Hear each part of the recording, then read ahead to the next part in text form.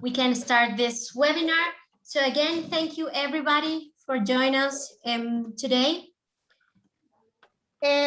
Welcome to this month's ISFE webinar entitled Food Engineering Below the Neck, in this case by Professor Xiao Chen. And now a brief introduction to our speaker. So Professor Dong is a Soochow University Distinguished Professor and founding head of the School of Chemical and Environmental Engineering since 2013. His professional interests include life quality engineering, bio-inspired chemical engineering, food engineering, and particle technology. Previously held chair professorships of Xiamen University, Monash University, and the University of Auckland from 2001 to 2010. He also was a senior research engineer at New Zealand Dairy Research Institute, now Fonterra Research, from 1991 to 1993. He has received many awards, such as the IDS Founder Award for Outstanding Contribution to Drying in 2014, the IAEF Lifetime Achievement Award in Food Engineering in 2015, Most Favored Teacher at Soochow University in 2017, etc. Received Doctor Honoris Causa from the Agrocampus West in France in 2017, the Fellow of Royal Society of New Zealand in 2000, Fellow of Australian Academy of Technological Sciences and Engineering in 2007, a Fellow of ICHEME in 2001. Recently, an ISF 13 plenary speaker on in vitro human digestion system development in 2019, and a plenary speaker at the Mediterranean Annual Conference of Chemical Engineering last year in 2020 for LQE and food. Has by 2021 published over 660 journal articles, 2,030 conference papers, and several books. And he also has personal interests like painting, singing, reading, applied mathematics. It's a really pleasure for us to have you here, Professor Don. Just before you start, please remember to mute your microphone during the presentation. If you have questions through it, you can either write them on the chat so that you do not forget them. And at the end, you can directly ask them to the speaker, or I can read them aloud for you. Again, thank you so much for having you here, for sharing your knowledge with us. And now the audience is yours. Thank you so much. Okay, thank you very much. Good morning, afternoon, evening, to wherever you are.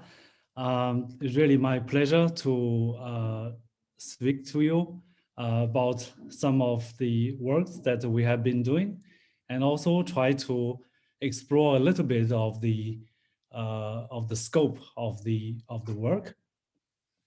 So today I will talk about things called food engineering below the neck. And anyway, it's a kind of a cumulative work or thinking that over quite a long period of time. And it's a quite large topic, so I don't think I can finish within this short time. So I will just highlight some of that. Okay, so whatever we do, we like to know the background. So I firstly explain a little bit of the, probably not a little bit, quite a bit of the background. Since I'm actually at home, so you might expect some dog barking or maybe kids running around a little bit. So if that happens, then don't be surprised. Okay, I come from this university, and it's surprisingly very old university for Chinese standard, Soochow University since 1900. And it's not too far from Shanghai, so it's about 20 minutes on high-speed train from Shanghai in Soochow. And we are surrounded by the universities, quite a lot of universities from a number of countries. Most recently, we had Monash University, where I used to work, come here, set up a institute, and also the Oxford University. Anyway, so it's a nice place to be. And so firstly, I'd like to explain a little bit about LQ and well-being. So let's get started in a little bit easier way.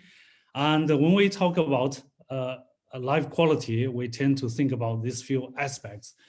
And of course, when we talk about LQ and well-being, so we tend to have so many different aspects and more. And we may talk about not just the material aspects of the living standard.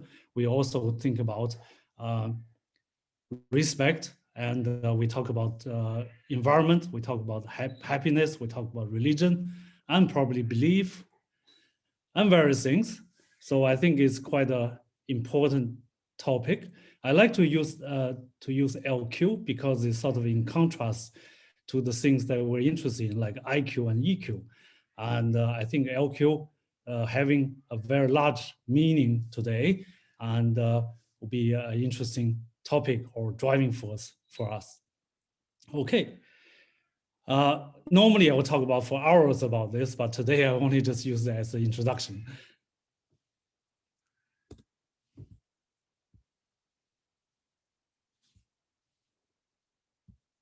Okay, so if I were asked to start a faculty of engineering, I probably now use the faculty of LQ engineering, because whatever we do should support the LQ. And it should have psychology, humanity, arts, and social sciences and health sciences. In fact, in addition to what we usually teach in science, technology, and engineering. So imagine that we now have an engineering degree pretty much look like that, which I think right now you will agree with me that we should have all of those, and to have this thing going. And since I'm a chemical engineer, or for others, maybe food engineer, and so I usually like to show this. In fact, we're working in a very multidisciplinary field. And for chemical engineering, we know that it starts from mechanical engineering and coupled with chemical reactions. And then we get to chemical engineering. And since then, we become quite multiple. And we probably couple with the food sciences, then we get food engineering. And we may work with biology, and we ended up with biochemical engineering or biological engineering. Or we may work as in the area of biomedical engineering. And of course, a lot of us are working in the material sciences these days, and we call ourselves material engineers. Okay. So anyway, so it's a very multidisciplinary, and we're quite happy and very much suited in this kind of environment. Okay, so is there any difference between chemistry and chemical engineering? And certainly there are. And if I work in the laboratory, working on test tube things, I can make it very nicely, temperature uniform, concentration uniform, product uniform. Like imagine if I try to make a much bigger test tube to make greater products, and in fact it's become quite difficult to make a uniform condition. And if I ever reduce myself relative to the test tube, and you can imagine that it's actually quite difficult, and we do need a multi-scale science or engineering sciences actually to deal with such an issue. In fact, chemical engineering make our life much more equal, because we can have access to the good stuff that other people have, because we can produce good quality in large quantity. Okay, so for food engineering in particular is that we make good quality products in large quantity. So in that, we definitely need engineering. Okay, another side of the issue is that we can look at this scale up and down. And so on this picture, you see on the left-hand side, we have chemical engineering scale up. And on the right-hand side, we may have nutritional or medical kind of scale up. So I'm only just trying to stir up some interest, if you will. So since from small to large, on the engineering aspect, we tend to focus on one particular subject, and then we establish mathematics for it, or modeling, if you will. We can design bigger red, and even bigger red. If we do need a large red, we can do that too. So essentially, we have this nice scale up program, if you will. And then on the right-hand side, you may start with a small red, And if not, you can find a very big rat. Actually, I found the people use in the laboratory. And then if not so big, you can have a rabbit. And of course, the rabbit is not big enough. And then you say, okay, find a pig. And then finally you say, okay, pig actually quite similar to us as such. So many actually papers start from that kind of sentences, which is kind of fascinating. But anyway, when you actually see this kind of scale-ups, you may actually recognize these two probably are both sciences as such, both scientific, but they are in contradiction in some ways. And we will say the different animals supposed to be different animals. And so there you are, and some thinking probably to be done. Okay, now we know that foods are very important, and why that's important, I would only give one example. Here, we can talk about diabetics because there are so many people in the world are now becoming, or they already are, sweet people. And for China, you can see that a very large percentage of the people already in the sweet people kind of or sugar people, if well, sometimes we direct translate from Chinese. And in fact, they're becoming a very big concern is that, of course, is this issues that we're interested in. Here, that the population is quite big, so the diabetic people in China, plus that in India, that makes the third largest country in the world. That's actually quite interesting picture. You can see the significance of that. And it's not a short-term issue, so people, when they get diagnosed of that, shouldn't worry too much immediately. And in fact, there's a very long-term complication that we talk about, which are listed here, which I don't read through. So what that is actually is impeding the LQ, which we earlier talked about. How can we have a good LQ and look at our lifespan, which is interesting. I only list here so-called body physics or physics of body as such. So when we see this curve that you can actually, for any biological system or biological things, that will have this particular bell-shaped law, if you will. And on the left-hand side, if we have happiness or LQ, and start from t equals 0, which when we were born into this world, and going further, we say, okay, t equal to 100 years, which is probably long enough. I don't know, maybe people don't agree with me. And but anyway, so whatever we do here, we try to do a lot of papers in science or nature in this sort of area, but we're moving very slowly. Actually, we're struggling in this particular point, not too far. In any case, we have got this physics picture, and we know our LQ, in fact, more or less follow this particular trend. And for the young people, in fact, there are a lot of products can be developed to stimulate their appetite or their desire to have. And in any way, that's usually easier because the young people, they can stay up for days without sleeping, but still feel happy. But for the older people, when we go over the hill, we see it. And in fact, it's much more difficult to have a very good product to actually help them to maintain their LQ.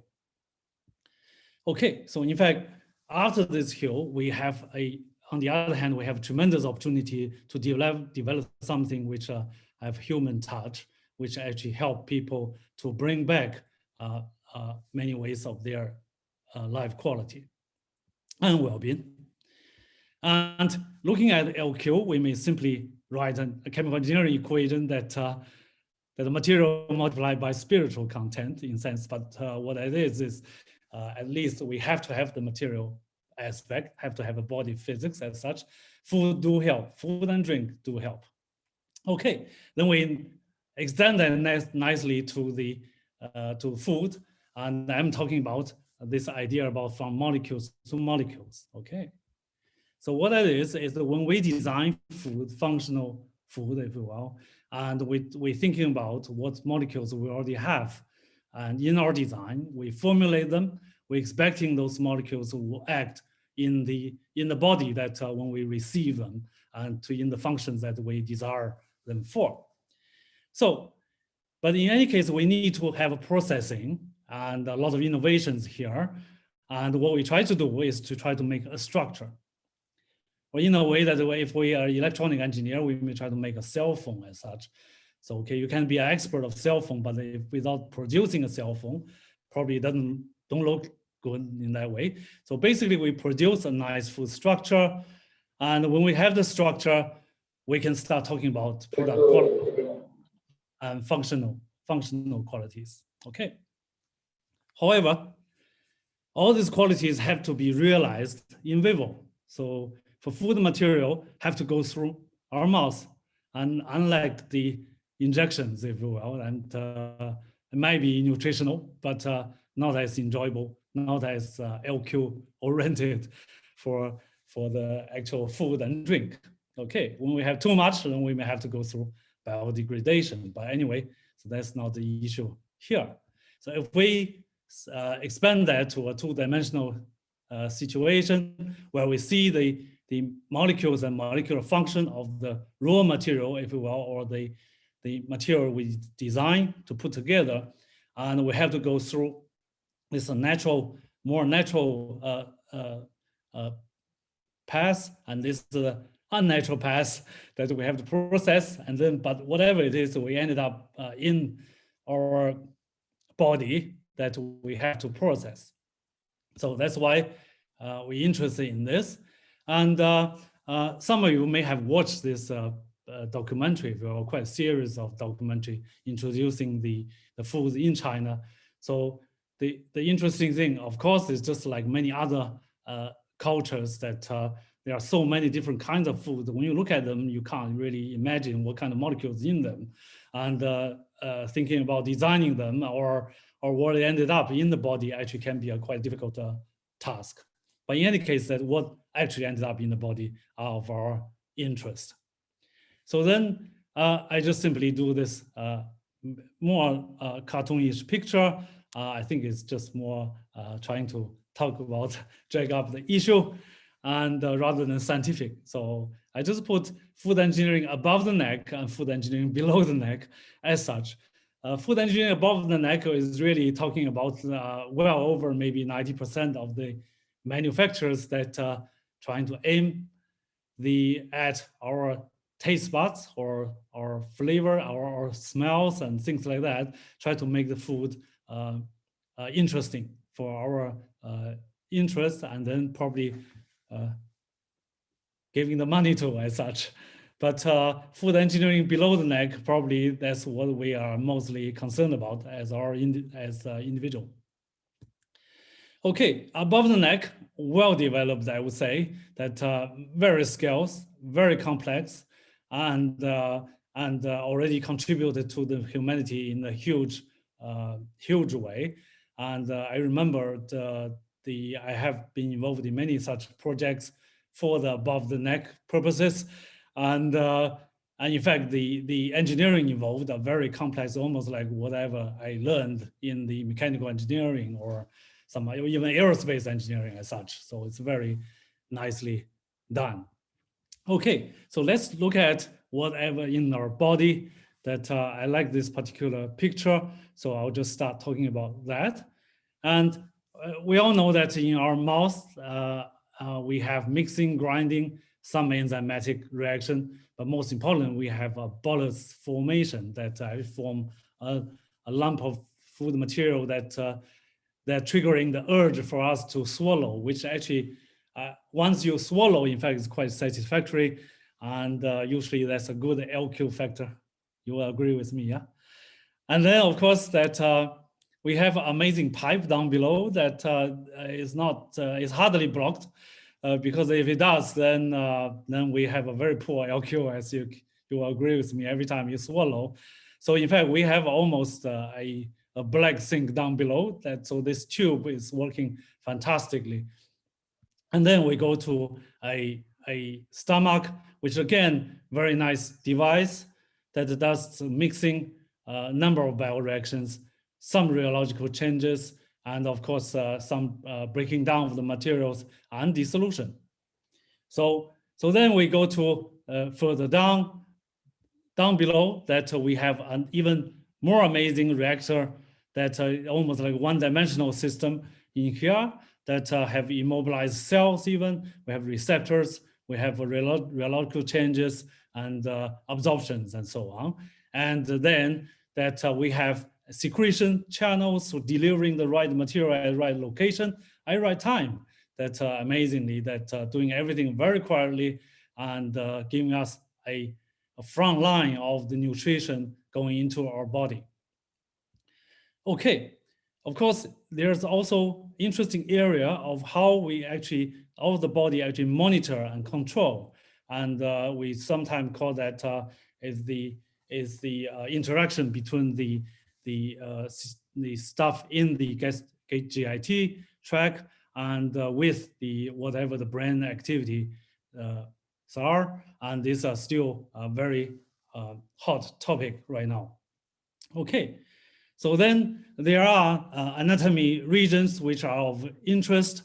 And of course, the first thing maybe is the exit of the stomach, which actually quite small. Actually, when in the usual condition, 1 or 2 millimeters in diameter. So anything bigger than that would not probably go through. And so in fact, we may call that a sieving effect, and which is crucial for the downstream processing of the materials. And then here that probably many of you do not really necessarily concern, or sometimes doctors actually tell you that this particular region is not that important.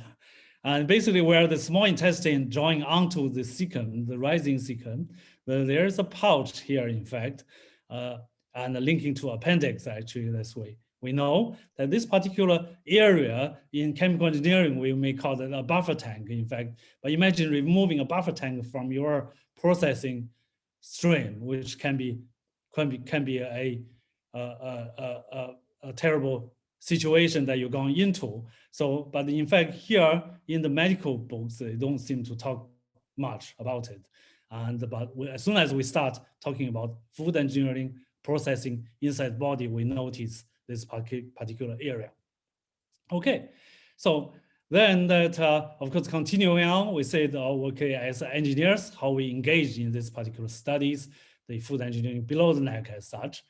And of course, our great man here, Professor Jose Aguilera, and once again, have summarized the issues in a very engineering way, that this is a particularly interesting paper published in 2017, where you will see that he has put together this our digestion system into those unit operations or connection of unit operation, which we are very familiar with. Of course, as I mentioned earlier, that this particular diagram, although fundamentally good for engineering, but still lacks the anatomy details, which are probably in many ways that we can't ignore as we move along in this food engineering in below the neck kind of research. Okay, so there's another way of to look at this, thinking about more of the biochemical aspects of the digestion or absorption process. This is actually drawn by Professor Didier Dupont, one of our co-workers or collaborators and from France. You can imagine that this particular process, fantastic mechanics and reactors, however, if they're only physical, they won't be that effective. In fact, you have, as I mentioned, the secretions at the right places, at the right time, and delivering and to help you to disintegrate protein structures and fats and various other things in the food material to make the whole thing flowing nicely. Okay, and as I said, if you pay attention in anatomy, you'll find that food engineering below the neck is quite complex. It's far more complex than the unit operations that you actually find in the Jose's picture. And just here is just one example on what kind of balancing act of a pH in the duodenum section or small intestine. In fact, it's actually is a dynamic balance of the secretions and the food material and the flowing and transport phenomena together. So in fact, it's quite an interesting topic. So if you look at that, you find, okay, how on earth I'm going to imitate this particular system to make our food research relevant. Anyway, it can be done. Okay, so we come to this particular interest that we have had, and I only use that as a demonstration for the kind of research that we might get into. And of course, you have other ideas, which is fine. I'm only today just sharing some of ours, and if you don't mind. And basically here, so in my very young time, and I couldn't actually operate on the animals in my biology lab or biology classes. So what happened, I always thought about, if I had a machine which can simulate the human or animals, those particular animals that actually perform very nicely, very closely to those animals, then I may not need to do the animal tests as such. And later on, of course, if we try to reduce human clinical trials, would be quite good too. And those poor animals, as you can imagine, they are here, and we do see them often in the labs. And if we can reduce that, not only we reduce the usage of them, also we can cut down the cost of developing functional foods, or in many cases, actually nutraceuticals and drugs as such. Okay, so when we go down that track, we very quickly realize the animal origins are actually a very important issue to look at. Since we are engineers, we can actually easily find, I'm sure, when I actually show these pictures, you find that we cannot use a single simple device to simulate them all, because they all actually have a very different unit operations, if you will, inside the body. And some of them are quite unique. Okay, so then respecting different animal origins, then if we try to make machines or in vitro devices to simulate the situation for food inside our body. Okay, so then there's a basic question to ask: how far away our ideas are from reality? Or say, basically here, the various or the different kinds of the research tools or approaches we have adopted or developed, how far away is it from the human or animal physiology? So if we then put here on the left-hand side 0%, resembling, basically doing a lot of things for nothing, maybe. And then here that you have a 100%, that's just the same, that we ended up with a human. So which is, of course, we probably never attend. However, in the functions we do need to study, we need to evaluate whether we are here or here. And so in fact, of course, if the devices are closer to the physiology, and then that our work will be far more relevant. Okay, so that's the basic question. And in fact, there are many studies and already published, and some of them are very important studies and very useful studies for all of us. For instance, people have started the so-called static test and actually standardized that, the static test conditions. Basically, you will see here on the right-hand side, you have this the stages of the digestion processes written down like that, and then at some point, at one point, you use a beaker to simulate that lot, and then maybe a mouse as such, and then you go to the gastrate phase, you have another beaker, and then you go to maybe intestinal phase, then you have another maybe bigger beaker as such. So basically you have those batch tests one after another, and eventually you make some kind of product to analyze. And this is a kind of static test. And there's no question about the biochemistry involved. They are very similar to the inside the body, but however, the dynamics, the processes of that are not.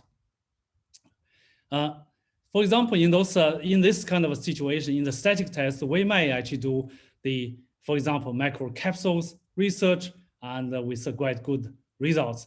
Here, that one of our students carried out the DHA macrocapsules, and why we need to encapsulate DHA. I probably won't need to explain it here. And what it is, you have the warm material, complexity of the warm material, and also the complexity of how DHA actually digests or later on absorbed inside the body. And in fact, very little work done there. And here that you can do the batch test or static test to look over the oral phase, gastric phase, and intestinal phase of either the warm material disintegration or changes, and or the digestibility of the DHA over those 3 stages of the digestion. So you can see that at some stages they're not effective at all, and the final stage here is very effective. And you may find that work in our forthcoming paper in Food and Function. Anyway, so that's static text. There are many studies there, and they're very useful. However, that in our reality, we'll see here, and my apology for the Chinese here, don't get confused, look into English straight. And so basically here you will see this, of course, a straight line drawing, but in fact it's not a straight line, as you can imagine. So we have stomach here, we have small intestine, and we have large intestine, and blah, blah. And basically here, it will just show you that we have things that we have to call it upstream and downstream, and further downstream and downstream, and downstream as such. So there are space and time issue, there's in and out issue, there's upper and lower stream issue, which as a chemical engineer, I'm very familiar with, that basically all the reactors are connecting together.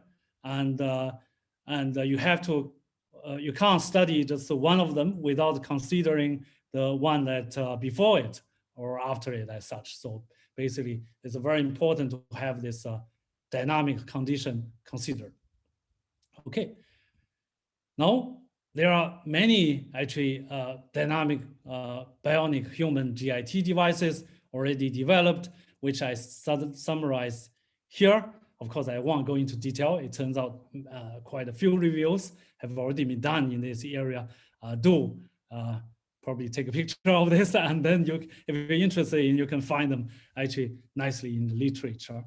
And some of them are actually doing quite well in reflecting certain aspects of the GIT condition, and but some of them actually may not. And what the most important thing is that handling the food material is a very difficult task. And because the food material, especially solid material, assay changes actually presenting very interesting rheology, and sometimes you may not even call it rheology, it's probably like a non-homogeneous sort of fluid as such. So it's actually quite difficult to push through such devices as our ability to pull through food through our own system. Okay, so those devices have many kind of difficulties, and mostly I think they are not so bionic as such. And excuse me that if the audience some of the audience develop those, and may not be happy about my comments, but my apology. And okay, so let's talk about the ideas that we have had, and I call that DONE concept. My name is DONE, so we just try to differentiate a little bit. And we call it soft elastic bionic in vitro systems. And this idea since 2003, and we developed over the years, and lots of up and downs. And the key ideas here, we have to use soft elastic material to build organs of interest. And we've eventually found a silicone material, rubber material, which turned out to be very good. And this particular one that we fetched from a Hollywood company that making the face mask, and turned out to be really good. And then simulate as close as possible the anatomy of the system. That means the organ, artificial organ. And then we simulate the mechanical and biochemical processes as close as possible, using probably mechatronic system plus computer control, and also the secretion control. And then our aim is to create a whole human or whole animal food processing experience in the GI tract as close as possible to real. So in fact, very easy to write down, but very hard to achieve. And I'll just show you where we have come to. So we also alongside, in addition to human, in fact, in the early days of development, we thought maybe we had to do something that about the rat, because there are many in vivo studies about rat system, but not so much about, in fact, in those early days, not much about human in vivo digestion process, not much at all, actually. So in fact, the journals would not accept our papers in those days, and because we had no comparison with the real human. And so then we turned to rat, and we found that we can also do some of the rat experiment ourselves, and you can compare very well. I mean, the bionic system compare very well with the reality, and then we move on to the human. It turns out for human, there are a few more studies also available these days. Okay, taking a closer look of the rat system, where we actually have the rat stomach situated here, and we have the porous control. We also have the intestine here, and we also have a beaker usually stand here to simulate blood everywhere. And then we have a semi kind of a membrane system to simulate the absorption. Of course, the membrane system is very simple, resembling of the system, but anyway, it can be done, and all the secretions are controlled here, computerized, and you can actually deliver the thing according to the in vivo results. Here we see the human system, and it came a very long way, I must say, that started very seriously in Monash time, 2006, by Dr. Jiyun Yu, who is now an associate professor at the Auckland University of Technology, and continuing on probably in this kind of area. That in those days, she actually made this handmade those stomachs, and actually delivering secretions into the stomach using probably hundreds of the capillary tubes. In those days, we didn't know whether one tube is enough or hundreds enough. But anyways, they came a long way and mechanized the stomach and various concepts, and eventually come to this 2017, a very stable and mechanized system that which I'll show you here. You can see the size of that. It is like a human system, pretty much that. It's taller than usual, and just looks maybe a bit more stupid than us. And we is a lot of mechanics have to be involved to achieve our smart system inside our own body. Okay, a closer look. You can see the artificial organ coupled with the mechatronics, and here I'll just show the movement of that. You can see very much a kind of a robotic device. And then here you will see the what's going on inside the stomach, and this actually for milk sample. And because of low pH in the stomach actually triggering formation of aggregates, and sometimes it actually triggers some very large aggregates, and in certain conditions that in our human case will cause stomach pain, if you will. And then here you actually see a meat product, a lot of meat going on inside the stomach, and you can see it's quite traumatic actually, or dramatic, and in this situation. And this is actually a fresh meat product going in the first few moments, and then after 2 hours, that you actually see this thing become reacted as such. And so whatever color that you put in for the above the neck purposes, and it will come down here, and they become pretty dark as such. And you can imagine that for this particular device, as there are so many artificial organ parts that we have to build, actually incorporate them with not only the stomach, also the intestines. Okay, a test for the devices that we need to have is for cheese, apart from meat. And for cheese, actually, it's quite challenging, because the cheese actually, if it's not operating well, actually form lumps like that. They're very large.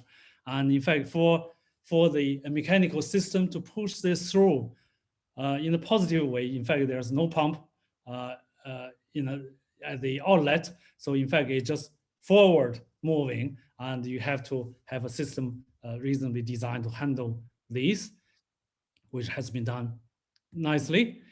And also that to examine the sieving effect of the porous, I mean the exit of the stomach, and what you might do actually in our case that we tried to compare the white rice and brown rice in this situation and see how they may actually affect the glucose condition. But in this case, we interested in how they are emptied or how they reacted, how they disintegrate, and compare with the white rice and also the brown rice. It's supposed to have a far more fibrous material and which actually less digestive compared with the white rice, which turned out to be true. You can see here which is time in the stomach, and then there's a sample remain in the stomach. So you can see that for white rice, they gradually reducing in size and become finer, as you can imagine. And then those collected outside stomach are far finer, and they actually looking quite interesting. And of course, for the brown rice, there are far more large particles at the same sort of timing remain in the stomach, and then but outside the stomach actually look pretty good. And you can have a very nice sieving effect at 1 to 2 millimeter, which you have to have, otherwise you don't have a system which imitate the real human.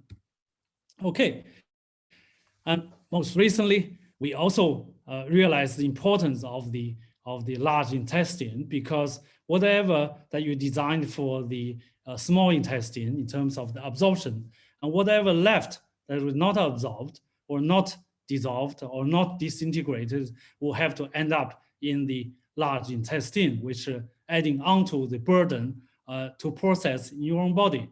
And in fact, in the area of probiotics or maybe feces derived, the bacteria sort of area, that is becoming very hot topic that people have to deal with whatever left from the small intestine. And here that I may mention that many studies, including some of ours, have developed so-called anti-enzymatic ingredients that add into and swallow into the as we actually consume food. I try to block the enzyme, try to convert the sugar or carbohydrate into glucose. And the problem is that if you don't convert, then what will remain? That will be interesting. And that actually ended up in the downstream in the large intestine. So in fact, this soft elastic reactor for fermentation is actually quite an interesting topic to look into. There are other tools that we have developed to look at this issue. Of course, we have bionic mouse now developed, and for small human and the babies, that it turns out also that the system can be quite different. They are very small in size, and they deliver different kind of secretions and composition.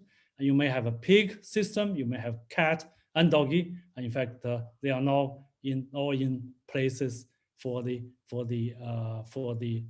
either stock food or the animal food. Okay, so there are also areas that you can explore using your numerical skills or computing skills that to look at whatever is going on inside stomach.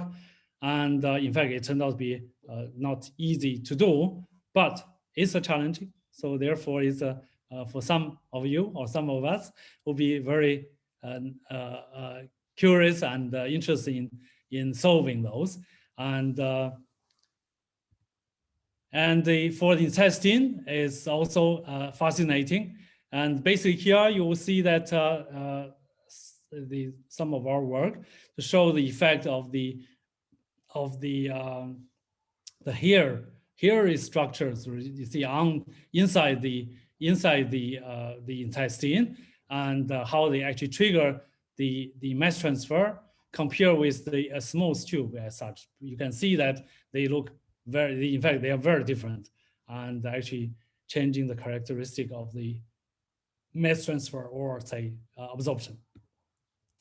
Okay, so we all know that in the medical area has already been developed, which is the control system, or say the simulation system for glucose management inside the body. However, they are not coupled with the GI tract.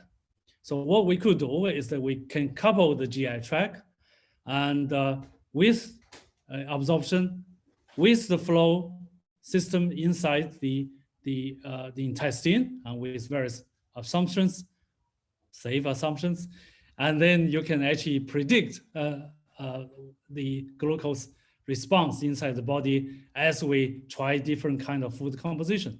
And in fact, this is becoming an effective tool. And as you know, or you may not know, that there is a Infogis organization, which is a very large organization organized out of Europe. And right now, the president is Professor Didier Dupont, as I last heard, and out of Rennes in France. And basically, these are people have a common interest in either science or engineering in the area of digestion, absorption, and so on. And we are now part of that, which we are very happy, very privileged to be part of that and involved in this kind of research. Okay, so soft elastic reactor is actually very exciting, and which come out of this below the neck work that which I encourage more of you to be involved. And because the mixing is no longer by a stirrer as such, and actually by the wall movement of various kind, and actually triggering some interesting results. And in fact, you know what we do? Actually, we enlarge this particular tubular reactor inspired from intestine, and we're now working on something like sludge treatment and in the environmental area. Anyway, I just mentioned that so that we have more probably interesting things that we can all do together. All right, so I may conclude. I don't know whether my time it seems okay. And I try to conclude on a few. And food engineering below the neck is critical subject to health and LQ in general, which I'm sure that you will agree with me. And the static and dynamic system made to meet the challenges of research and development, they are very useful from different angles to look at the issues of concern. I strongly encourage people, in particular, if you don't have the facility on the dynamic system, do run static tests and to understand what's going on in the digestion process was very good.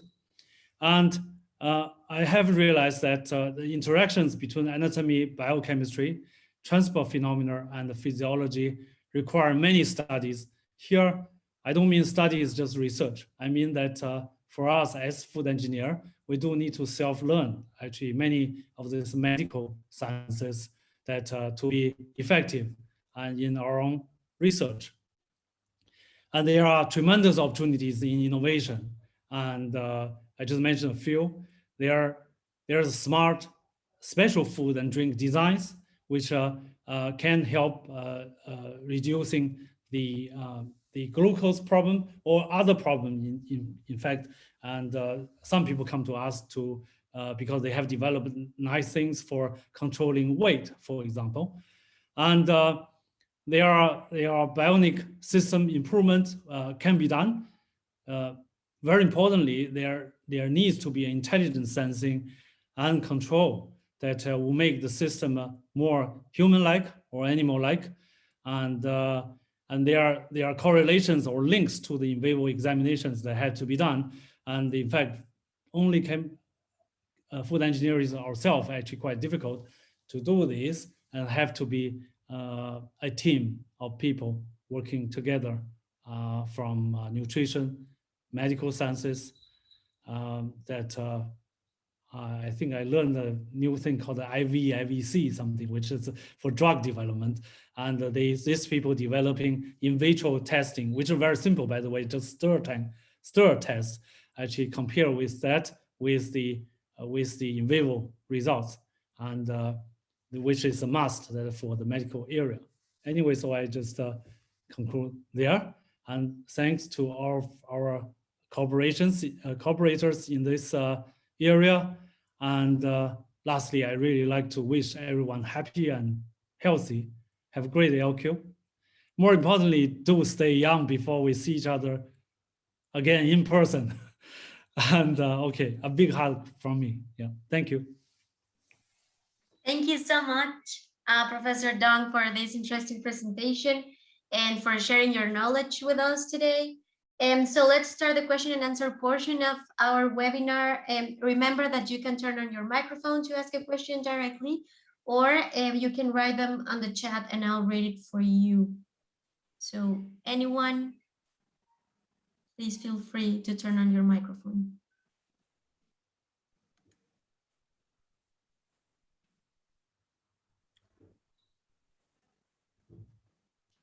Everything was clear. I don't know if, no, not yet. So I do have a question. Yeah. So what happened? I don't know if you have get all the way to the gut microbiota, which I'm sure it's like another world. It's a huge difference between what you are like performing in with these experiments, but you'll have to get all the way through that, right? So have you started with some studies? Are you combining like basic, I don't know, transport phenomena concepts, or are you studying like as a whole? Could you talk us about that, please? Yeah. Okay. I may not be able to answer the whole thing, but clearly, I think we have, in my opinion, anyway. Firstly, to set up something which probably look like human, and so then make us aware that there are these sections that or anatomies that we need to deal with. In fact, not only just the pipes or beakers, and so once we see that, we pay attention to the events that food experiences, which may not be like what we see actually in the beakers. We certainly found the students who supposedly have done a lot of work already in the digestion period area, but they're using beakers in other universities. So when they came to our lab and they suddenly got a bit stunned. They said, "Oh, gee, this is the digestion system," and you know, so I think it's quite important. And another thing is having to build up the system is that because for the people like medical people, they work on anatomy, when they have one cut into the organ, if you will, and they see the whole lot of complications, they may not know actually each part actually contributing how much to the overall behavior. But for this research, in fact, you can actually build them up one by one, so you actually see each one actually act as what, as such. And of course, whatever we learn on transport phenomena, everything come into play very much. And especially is actually a non-saturated, non-homogeneous fluid behavior. And it's not like a rheology. It's not just rheology, as we would say. That's one thing. Certainly I attended a meeting in China once. They called the China Gut, which is a huge meeting. About 6,000 people turned up. And what surprised me was that there was very few engineers actually there. And they all talk about bacteria, probiotics, and so on. So it's a very hot area. And of course, when you put them into our system, then we quickly realized, in fact, there's a death issue, that whether the bacteria was still alive at a certain point that you want them to. And in fact, where are they actually acting? In fact, many people don't know actually, so which is interesting. And so anyway, so there are a whole host of things that we can consider. And we can, if come from like a transport phenomena background, I can just work on the transport phenomena aspect, which is fine. I think extending a bit more, and it is also very useful. Yeah, sorry. Thank you. Very complicated, but very interesting. Julian has a question. Hi, good morning. Well, morning here in Mexico, right? This is a very interesting talk that you gave us. I have well, I work mostly with carbohydrate, mostly with starch. And in that area, in this area, there has been many studies regarding starch, fine structure, and relating that with the digestion profile and all that kind of things. And seeing your results here are very interesting, because I was wondering, here in Mexico, we have different well, I'm sure in China too, they have different types of foods, like diet styles. Here in Mexico, we are prone to eat a lot of carbohydrates, tortillas with rice and potatoes and beans, and like in a whole meal, right, in one plate and in one sitting. So have you tested that kind of interactions or that high load of complex carbohydrates and compare with a very a different composition? I mean, well, more sugars or more oligosaccharides or more less viscous composition. What are the limits of your system? It could work for both systems, or you have to have like a standardized viscosity to work with? Okay, I'll just answer the last bit of the question first. And the system, as I explained, actually can handle things like a steak or cheese. And I would say that's pretty much the difficult ones that we can handle. And I think the mixtures of the starchy products would not be an issue. And but clearly is also a worry for myself that we can go into a shop here that the shop is selling, maybe tens of different kinds of food, cooked food material, but they're all of starch origin. And I mean, starch is great anyway, but the thing is, the not only the interaction, I mean, the whole bulk of that contributing to the sugar, I think must be huge. So I think there are a lot of work need to be done there, and also probably try to come up with a good mouthfeel, but yet lower carbohydrate, lower glucose converting capacity. I think is very, I would say very, very important now than ever, actually. Thank you. Thank you so much, Professor Dong. We're running out of time, but we have a couple questions in the chat. Do you mind to answer some of them? Okay, so from Hridesh Pandi, thanks for the nice talk. How to deal with excretion or release of enzyme during digestion process? How to deal with? You mean how to supply them, is it? Sorry. I think, yeah, it says how to deal with excretion or release of enzyme during digestion process. Okay, I may not have fully understood, but basically we make secretion fluids according to the in vivo data, and so we of course store them and in a good condition, so with a good activity. And then we supply them according to the in vivo data as well. So we program them and pump them basically, literally, through capillaries into the either the stomach or the duodenum area that to simulate the reality. That's what we do. Seem to work quite well. Great. We have another question from David Perez about the cost of the Dong digestion system. Okay. The cost or an approximate cost. Yeah, the price. Right now it's about 1 million RMB as such, and yeah, but basically that's the price. Great.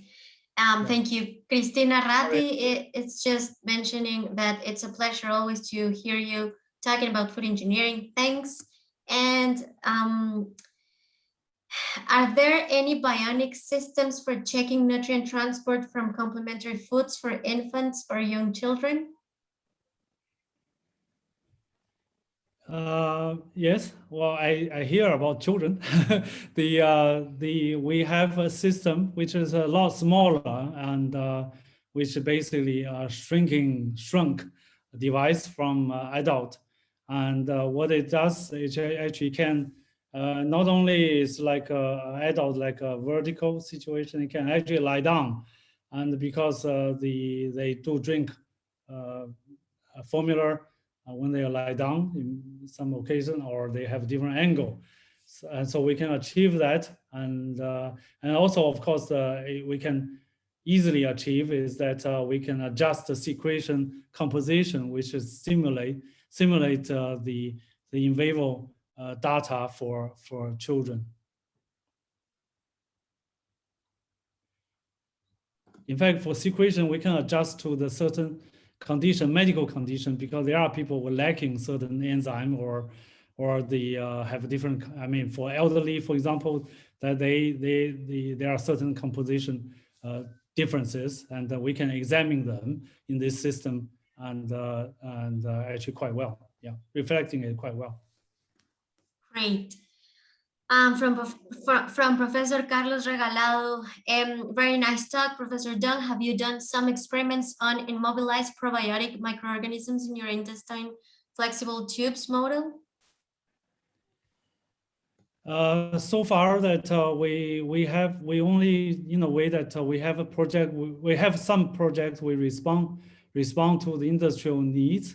In general, that they are more interested in how their macrocapsules actually survive in the system, and then eventually how much probiotics will actually ended up in the system that we examine. And on the side, we do actually examine things like, but this more scientific research, is that we try to look at how that already digested material actually impacting on the feces derived bacteria or the bacteria from the feces, and see how they behave in this soft elastic reactor. But I would say it's probably long way to go. Yeah. Thank you. And one last question before you leave. To what extent food engineers need to learn about medicine, anatomy, physiology, or biomedical engineering to be able to work efficiently in this area? To what extent? Yeah, to what extent? I would say that certainly for myself, I've read physiology. I have also read the anatomy, in particular the areas around this digestion and absorption kind of area. And certainly they also have a nice descriptions about how the digestion system interact with our brain, interact with our nerve system. I think those things are actually very nice to read. And also psychology, I would say, because our foods are impacting on LQ by a large effect is actually affecting our psychology. And so in fact, this kind of area would be very nice to read into, not only for research, I think also for interest, I would say. Yeah. Great. Well, thank you so much again, Professor Dung, for this exciting talk, and thank you all for participating. Please keep tuned and check our website, our Facebook page, or we also have an Instagram page for more information regarding our next presentation. Again, it's a pleasure to hear you and to learn from you. And thank you so much, Professor.